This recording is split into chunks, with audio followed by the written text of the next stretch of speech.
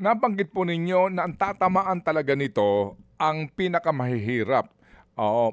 Puwede niyo ho bang ipaliwanag yon sa madali po at simpleng kauna-unawang pamamaraan, Profesor? Ito ho kasing sinasabi ho 'no na bagamat nabigyan ng dagdag na sweldo ang minimum wage earner, eventually hindi rin naman ito pakikinabangan kasi nga tataas din yung presyo. Kayo na po magpaliwanag, sir, please.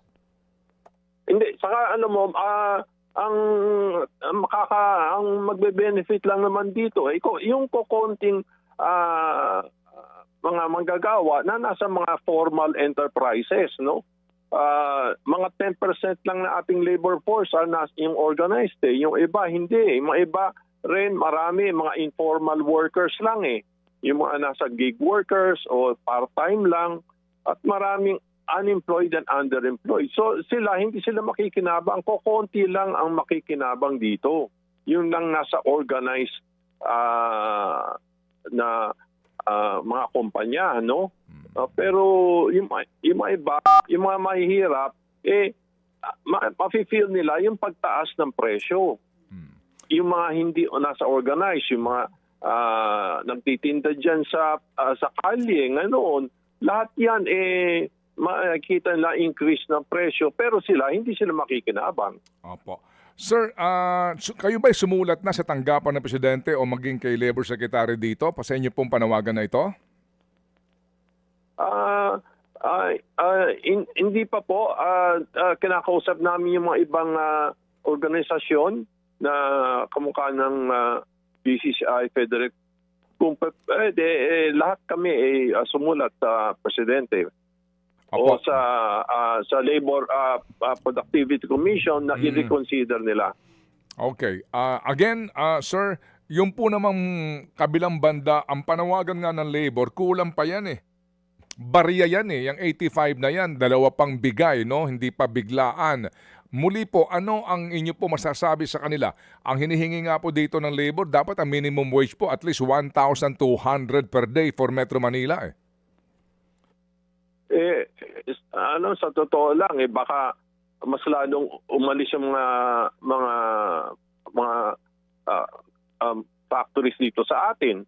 In fact, lalo na alam niyo yung ating mga dating industries like garments at light industries nag-alisa na, di ba? Nagpunta na ng Vietnam at Bangladesh, no? So hindi pwedeng unlimited yung increase o sobrang taas eh.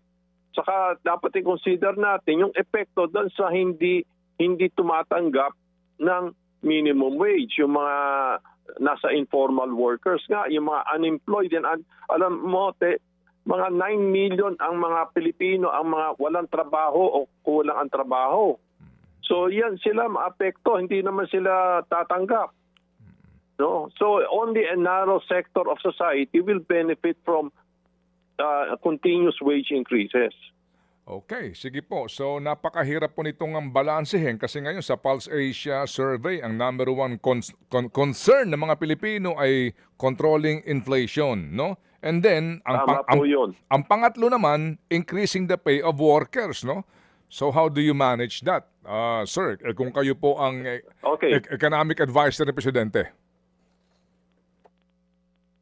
Ang palagay ko, ang pinaka-importante, i-increase yung productivity nga ng ating workers at even yung sa farms natin para bumagsak ang presyo ng mga bilihin.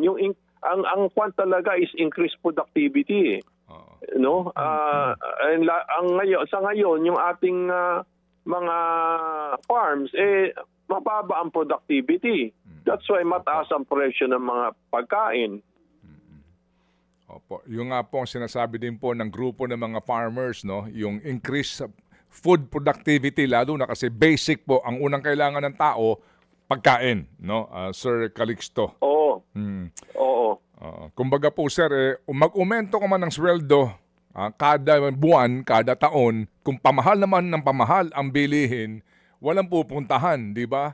Pataas ka lang ng pataas ng sweldo, hinahabol mo lang na hinahabol din yung pataas na presyo ng bilihin. Ganun po yun, ano po? In simple economics. Opo.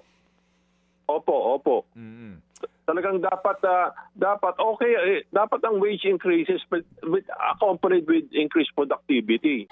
Mga kapatid, patuloy po kayong tumutok sa 105.9 True FM para sa totoong balita, impormasyon, music and entertainment. Mag-subscribe sa aming YouTube channel at podcast at sundan nyo kami sa Facebook, Instagram, X at TikTok sa True Network PH. Bisitahin din po ang aming official website, truefm.ph. At panoorin din kami sa True TV Signal, Channel 19. Kami po ang 105.9 True FM. Laging true sa'yo, kapatid. Dito tayo sa totoo, tunay at tapat.